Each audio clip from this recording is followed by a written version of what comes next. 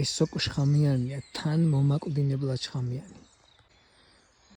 ეს არის არშიანი გალერინა.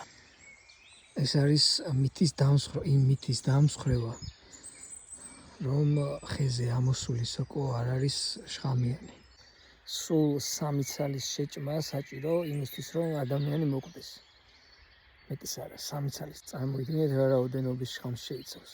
ამიტომ იმ მეთოდით არ მოიპოვოთ სოკო, რომ ხეზე ამოდის და არ არის შხამიანი. ხეზე ამოსულმა სოკომ არ იცის მოწამვლა და ასე შემდეგ.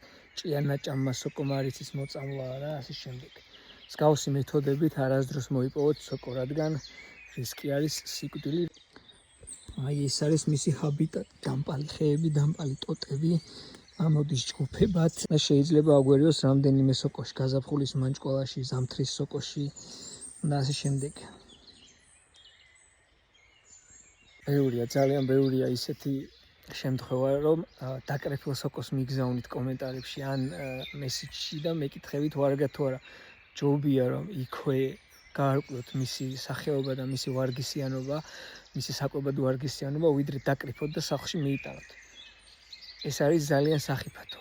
მეტი ხიფათი უბრალოდ არ არსებობს. სიკვდილზე მეტი რისკი უბრალოდ არ არსებობს. არშიანი გალერინა კი სწორედ სიკვდილის რისკს შეიცავს. ამიტომ არასდროს აიღოთ სოკო, რომელსაც არ იცნობთ.